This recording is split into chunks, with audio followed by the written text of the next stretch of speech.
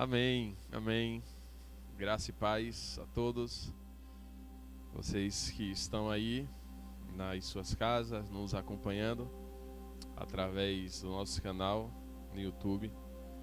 É sempre um prazer falar da palavra do Senhor com vocês, meus irmãos, com vocês, nossos amigos que nos visitam, que nos acompanham sempre aqui em nosso canal. Antes de compartilharmos sobre a palavra de Deus, eu gostaria de orar com vocês nesse momento. Deus, nosso Pai bendito, nós somos gratos ao Senhor e nós bendizemos o Teu santo nome. Obrigado porque o Senhor faz grandes coisas em nossas vidas. Obrigado porque o Senhor cuida de nós. Obrigado porque o Senhor cuida da nossa casa. Obrigado porque o Senhor cuida da nossa família, meu Deus. Pedimos por misericórdia, por graça, que o Senhor nos conduza neste momento e que a palavra do Senhor, de fato, ela opere em nossos corações. Obrigado por tudo, no nome de Jesus. Amém. Queridos, nesses últimos dias, meu coração estava muito feliz, estou muito feliz em perceber a ação de Deus, a bondade de Deus sobre a minha vida, sobre as nossas vidas, sobre a vida da nossa igreja, sobre a vida da nossa comunidade. Em meio às muitas lutas, em meio às muitas dificuldades, às enfermidades, é sempre bom perceber que a igreja tem orado uns pelos outros, que a igreja tem se mobilizado a orar, a interceder pela vida dos irmãos. E muito feliz também perceber a ação de Deus em fazer sinais em nosso meio. E pensando nisso tudo e feliz com isso, me veio um pensamento, me veio à mente essa lembrança, né, de que Deus ele é bom, que Deus é sempre bom. Eu sempre gosto de usar essa expressão que Deus é bom e Ele sabe amar. E é sobre a bondade de Deus que eu quero compartilhar com os irmãos aqui nesse momento. E espero em Deus que você seja muito abençoado. Quero convidar você a abrir a sua Bíblia aí no livro dos Salmos. Salmos, capítulo 34, no versículo 8. Salmos 34, versículo 8. Salmos, capítulo 34, no versículo 8. Salmos 34, versículo 8. Diz assim: ó, provai e vede que o Senhor é bom. Bem-aventurado o homem que nele se refugia. Provai e vei que o Senhor é bom. Como eu falei, eu comentei no início com os irmãos, sempre para mim motivo de felicidade, de alegria, em perceber essa ação de Deus, esse mover de Deus em nosso meio, em ver as respostas de orações, né, serem respondidas por Deus, em perceber em Deus essa sensibilidade às nossas dores, às nossas lutas, às nossas dificuldades. E toda vez que eu penso nesse Deus que é sensível a nós, que não é indiferente à nossa realidade, eu sempre lembro de um texto lá de Hebreus, no capítulo 4, do 14 ao 16, que vai falar que Jesus é este nosso sumo sacerdote, né? É esse sumo sacerdote que sofreu as mesmas dores que nós, como seres humanos, nós também sofremos. Ele se compadece de nós porque ele, como ser humano que ele foi, também ele estava sujeito as mesmas dificuldades que nós, as mesmas lutas que nós, porém ele não pecou. A Bíblia diz que ele não pecou. E nesse texto de Hebreus diz que a gente deve chegar de forma muito confiadamente a Deus através de Jesus Cristo, por causa de tudo isso que ele fez por nós, desse nosso sumo sacerdote, né, que adentrou diante de Deus, e é ele que intercede por nós a Deus. E eu sempre lembro desse texto quando eu penso nesse Deus, né, que não é diferente a nós, que olha para nós, que se compadece de nós. Sempre lembro desse texto. E falar sobre a bondade de Deus é algo que, se eu perguntar a qualquer uma das pessoas, qualquer um dos irmãos, qualquer um de você que está nos assistindo, e eu procurar saber de você, Deus é bom, eu imagino que todos nós vai responder sim, Deus é bom. Se eu perguntar a você por que Deus é bom, você pode me responder? Você pode agora, nesses segundos, 30 segundos, tentar trazer a sua memória, trazer a sua mente o porquê Deus é bom? Faça essa análise e responda para si mesmo, por que Deus é bom?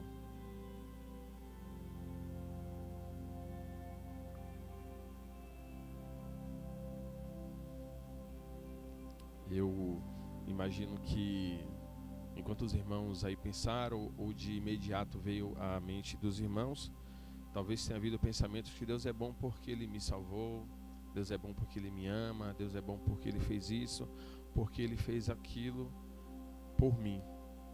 E tudo isso é verdade, tudo isso está certo, tudo isso aí faz parte de fato da natureza de Deus. Falar tudo isso e a gente afirmar que Deus é bom por causa dessas coisas não está errado, porque de fato Ele faz essas coisas por nós. Só que a gente só precisa ter um pouco de cuidado, porque senão a gente acaba condicionando Deus ou a bondade de Deus a Ele responder ou não às nossas petições, a Ele responder ou não aquilo que nós estamos almejando, aquilo que nós estamos necessitando. Porque assim como você pode ter dito agora que Deus é bom, e você pode ter pensado aí muitas coisas, dezenas de coisas que provam do amor de Deus para com você, talvez outras pessoas também tenham feito essa reflexão e não tenham encontrado nenhum motivo, não tenham encontrado nenhum exemplo que prove essa bondade de Deus para com ela. Por quê? E eu falei porque a gente deve ter cuidado, porque a gente não pode condicionar Deus, a bondade de Deus, a ação dele diretamente na minha vida, como eu falei, as respostas das minhas orações. Porque o Senhor, Ele pode diretamente não responder as minhas orações, Ele pode diretamente não fazer aquilo que eu penso, aquilo que eu quero, mas Ele não vai deixar de ser bom, Ele não vai deixar de ser bondoso, Ele não vai deixar de ser Deus por causa disso. Então por isso que a gente precisa ter sempre o cuidado, porque a gente, né, nas nossas celebrações, nossas reuniões, a gente fala assim, Deus é bom, sim, Deus é bom o tempo todo Deus é bom. A gente gosta de usar frases como essa, mas às vezes é sim um entendimento concreto do que nós estamos falando. Às vezes a gente tem o hábito de falar por impulso, né? Ou porque está sendo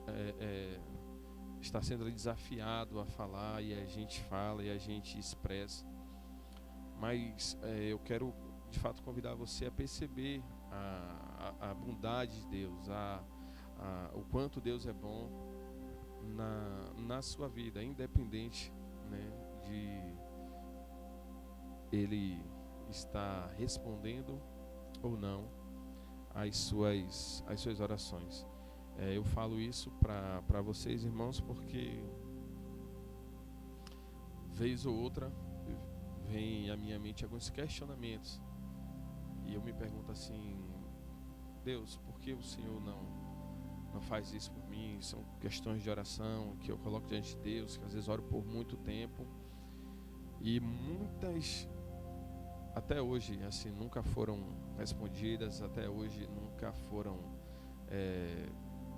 sequer um sinalzinho de que algo daquilo que eu orei, do que eu quis, viesse a acontecer. E em alguns momentos eu cheguei assim a não questionar Deus, mas ficar assim, poxa, já compartilhei também com alguns amigos, será que de fato Deus ele se importa com todo mundo, né, ou somente com alguns?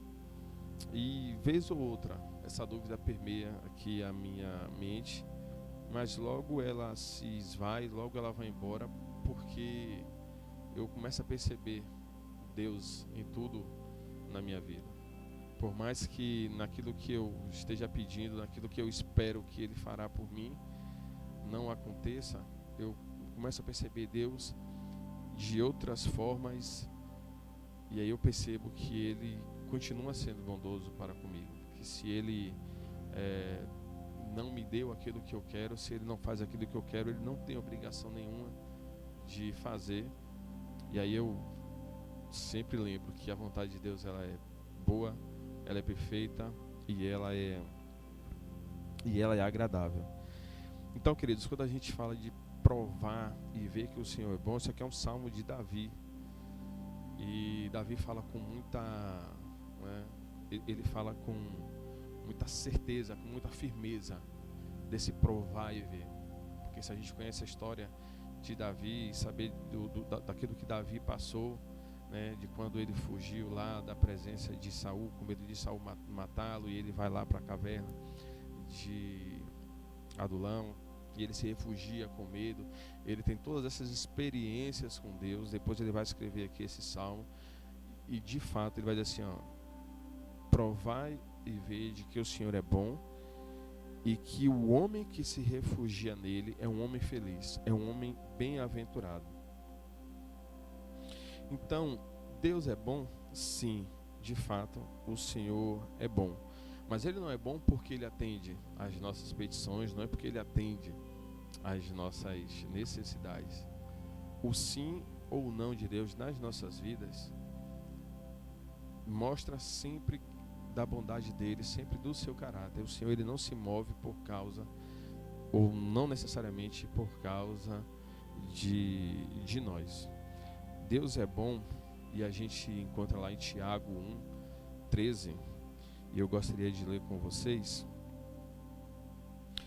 Tiago 1:13 vai falar um pouco da bondade de Deus, e ele vai dizer que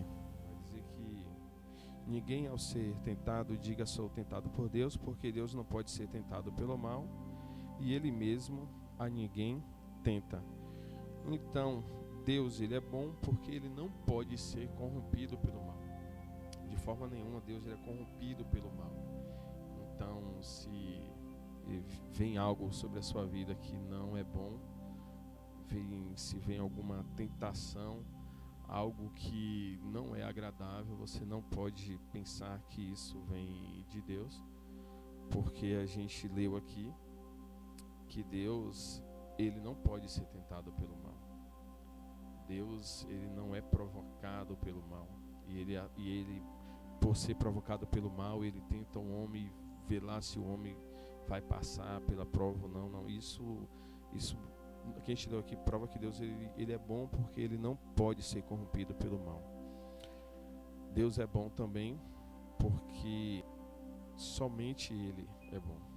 A gente encontra Jesus lá em Lucas, no capítulo 18, lá no versículo 19, lá com aquele rapaz chega para Jesus e fala assim: bom mestre. Jesus fala assim: não, porque você me chama de bom mestre? Bom só tem um, e bom é somente Deus. Então só Deus é realmente bom, porque nós, como seres humanos, nós erramos, nós nos enganamos, nós somos imperfeitos. Então a Bíblia diz, e Jesus afirma, que somente Deus é bom. Eu estou usando esses textos aqui para mostrar aos irmãos que Deus ser bom não está condicionado necessariamente a Ele responder às nossas necessidades. Deus, em sua essência, Ele é bom. Deus é bom, e a gente tem mais uma prova na Bíblia disso, porque tudo o que é bom vem de Deus. Aqui ainda em Tiago 1, no versículo 17, diz que toda boa dádiva e todo dom perfeito são lá do alto, descendo do Pai das luzes, em quem não pode existir variação ou sombra de mudança.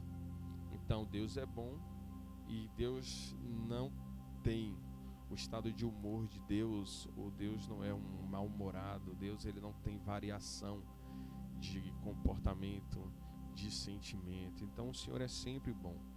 Deus, ele não foi bom lá atrás e ele não é mais bom hoje. De eternidade em eternidade o Senhor é bom e ele permanece o mesmo. E Tiago nos diz aqui que toda boa dádiva e todo o dom perfeito são lá do alto, vem de Deus.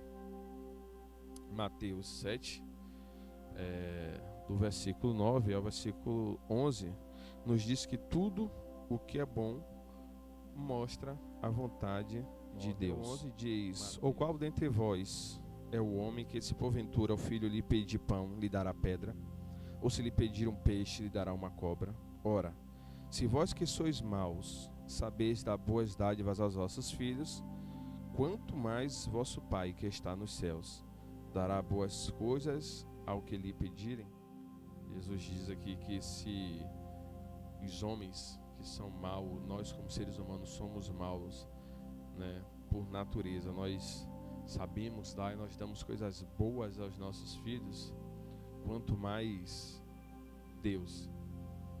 E isso mostra de fato que Deus é bom. Esses textos, queridos, que eu usei aqui foram mais para mostrar na Bíblia sobre a bondade de Deus, para provar que, como eu falei, tenho falado que a bondade de Deus não é condicionada, não é temporal, que a vontade de Deus, que a bondade de Deus, ela não está ligada diretamente ou não a ele ser bonzinho ou não a mim. Porque quando a gente pensa de uma pessoa ser bondosa, pra gente, a gente sempre pensa que é uma pessoa que de alguma forma nos ajudou. Se eu falar fulano é uma pessoa muito boa, é uma pessoa bondosa, no mínimo essa pessoa já fez algo por mim, já fez um favor, né? Já fez algo que eu reconhecesse essa bondade nele. Mas isso, digamos que não se aplicaria a Deus. Claro que a gente vai falar assim, não, a maior prova da bondade de Deus é, de fato, Jesus Cristo, e o fato de Jesus ter morrido na cruz e ter nos salvado, sim. Isso fala de algo que ele é para toda a humanidade. Não fala de uma pessoa, fala no geral. Está falando que foi para todos. Não é por causa de um. Poderia ser por causa de um, mas não é por causa de um. Isso é só para mostrar que eu e você, a gente não é especial, né? Por mais que sejamos, por mais que o Senhor nos considere especiais, a gente precisa ter esse cuidado para a gente não achar que, por sermos cristãos, ou por acharmos que Deus é bondoso e que Deus ouve minhas orações, Deus vai sempre me favorecer mais do que a outros. E o texto lá de Salmos diz: provar e ver. E essa questão do provar, quando a gente fala do provar, e eu sempre falo que na vida cristã a gente precisa ter uma relação com Deus, de fato, de experimentar o Senhor e de provar o Senhor, porque isso nos ajuda na nossa fé, isso nos dá convicção, né, de vida diariamente, de que a gente está no caminho certo, que a gente está fazendo de fato a vontade de Deus, de que a gente precisa dessas experiências com Deus para ter essa firmeza de permanecer no caminho. Eu sou a pessoa que sempre falo isso.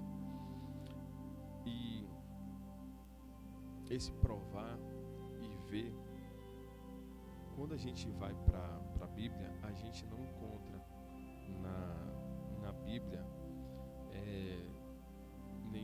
nenhum comando, nenhum versículo, nenhum comando que fale sobre essa questão de que se a gente experimentar o Senhor, a gente vai, né, dessa experimentação do Senhor. A gente vê comandos na Bíblia que vai falar que a gente deve amar o Senhor, que a gente deve obedecer ao Senhor, que a gente deve confiar no Senhor, que a gente deve ser temente ao Senhor. Mas a gente não encontra na Bíblia nada que fale assim, experimente o Senhor. Então, esse experimentar o Senhor e esse provar do Senhor, eu creio que ele está muito ligado, e é uma das coisas que eu defendo muito, que está muito ligado à nossa vida diária, de uns com os outros, dessa mutualidade. Por isso que eu sou uma das pessoas que defendem muito, e eu gosto.